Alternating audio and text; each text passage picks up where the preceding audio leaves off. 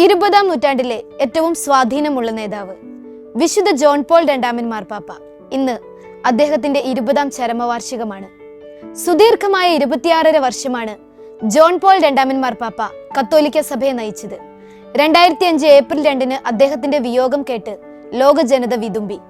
1/4 നൂറ്റാണ്ടിലേറെ സഭയെ നയിച്ചവൻ, പാറമടയിൽ നിന്നും ഉയർത്തപ്പെട്ടവൻ, കമ്മ്യൂണിസ്റ്റ് പോളണ്ടിൽ നിന്നും വിശുദ്ധ പത്രോസിന്റെ സിംഹാസനത്തിലേക്ക് ഉയർന്നവൻ, ജനകീയ മാർപ്പാപ്പ തുടങ്ങി നിരവധി വിശേഷണങ്ങളാൽ അലങ്കരിക്കപ്പെട്ടവനാണ് വിശുദ്ധ ജോൺ പോൾ രണ്ടാമൻ മാർപ്പാപ്പ. പോളണ്ടിലെ വാഡോവൈസിൽ 1920 മെയ് 18 ജനിച്ച കാരൽ ജോസഫ് വോയ്റ്റീവ ക്രാക്കോവ് അതിരൂപതയുടെ ആർച്ച് ബിഷപ്പായിരിക്കെ 1978 മാർപ്പാപ്പയായത്. അകാലത്തിൽ കാലം ചെയ്ത ജോൺ പോൾ ഒന്നാമന്റെ പിൻഗാമിയായി തിരഞ്ഞെടുക്കപ്പെട്ട അദ്ദേഹം ജോൺ പോൾ രണ്ടാമൻ എന്ന പേര് സ്വീകരിക്കുകയായിരുന്നു. റുവാണ്ടൻ വംശഹത്യ, ദക്ഷിണാഫ്രിക്കയിലെ വർണ്ണവിവേചനം, ഗൾഫ് യുദ്ധം, വിവിധ രാജ്യങ്ങളിലെ ഏകാധിപത്യം, ഇറ്റലിയിലെ മാഫിയ ഭീകരത തുടങ്ങിയവയ്ക്കൊക്കെ എതിരെ ശക്തമായ പ്രതിഷേധം അദ്ദേഹം ഉയർത്തി. യുവജനങ്ങളെ ഉദ്ബോധിപ്പിക്കുന്നതിന് പാപ്പ നടത്തിയതിന്റെ ഫലമായിരുന്നു 1985 തുടങ്ങിയ 3 വർഷത്തിലൊരിക്കൽ നടന്നുവരുന്ന ലോക യുവജന ദിനാഘോഷങ്ങൾ. മതപരമായ കാര്യങ്ങളിലും ചില പരിഷ്കാരങ്ങൾക്ക് മാർപ്പാപ്പ ശ്രദ്ധിച്ചിരുന്നു. 1983 അദ്ദേഹം പാസാക്കിയ ലത്തീൻ കാനോനിക നിയമം 1917 ബെനഡിക്ട് 15 മാർപ്പാപ്പ കൊണ്ടുവന്ന നിയമത്തെ മാറ്റിമറിച്ചു. 1990 അദ്ദേഹം പൗരസ്ത്യ സഭകളുടെ മേലും ഇത്തരത്തിൽ പുതിയ നിയമങ്ങൾ പാസാക്കി.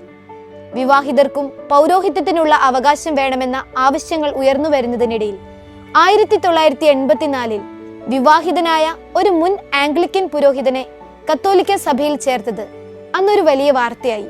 എന്നാൽ ബ്രഹ്മചര്യത്തിന്റെ കാര്യത്തിൽ മറ്റ് നിയമങ്ങളൊന്നും ഉണ്ടായില്ല. സമാധാനത്തിന്റെ സന്ദേശവുമായി 100-ലേറെ വിദേശയാത്ര നടത്തിയ അദ്ദേഹം പുണ്യജീവിതം കൊണ്ട് ജീവിച്ചിരിക്കുമ്പോൾ തന്നെ വിശുദ്ധ പദവിയോടടുത്തിരുന്നു. 1986 ഫെബ്രുവരി 7-8 തീയതികളിൽ കേരളം സന്ദർശിച്ച ജോൺ പോൾ രണ്ടാമൻ മാർപ്പാപ്പ ചാവറ കുര്യാക്കോസ് ഏലിയാസ് അച്ഛനെയും അൽഫോൻസാമയെയും കോട്ടയത്ത് വെച്ച് നടന്ന ചടങ്ങിൽ വാഴ്ത്തപ്പെട്ടവരായി പ്രഖ്യാപിച്ചു. 1327 പേരെയാണ് അദ്ദേഹം വാഴ്ത്തപ്പെട്ടവരാക്കിയത്. 111 പേരെയാണ് അദ്ദേഹം വിശുദ്ധരാക്കിയത്. 2005 ഏപ്രിൽ 2 ആ ക്രാന്തദർശി കാലം ചെയ്തു. പിന്നീട് 6 വർഷത്തിന് ശേഷം 2011 മെയ് 1 വാഴ്ത്തപ്പെട്ടവനായി പ്രഖ്യാപിക്കപ്പെട്ടു. പോളണ്ടിൽ കമ്മ്യൂണിസത്തിന്റെ തകർച്ചയ്ക്ക് ആക്കം കൂട്ടിയ സോളിഡാരിറ്റി തൊഴിലാളി യൂണിയനെ സജീവമായി പിന്തുണച്ചിരുന്ന ജോൺ പോൾ രണ്ടാമൻ മാർപ്പാപ്പയുടെ നാമകരണ ചടങ്ങ് കത്തോലിക്ക സഭ ദൈവകരുണയുടെ ദിനമായി സാർവദേശീയ തൊഴിലാളി ദിനമായ മെയ് 1 ആഘോഷിച്ചതും ശ്രദ്ധേയം തന്നെ.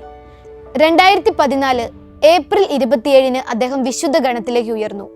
കാലം കനിഞ്ഞു നൽകിയ ഈ ജീവിതം കാലത്തിന് സമ്മാനിച്ചത് മറക്കാനാവാത്ത സമ്പത്താണ്. കാലം അദ്ദേഹത്തെ മായ്ച്ചാലും മായ്ക്കാത്ത ഓർമ്മകളിൽ എന്നും അദ്ദേഹം ജീവിക്കുന്നു.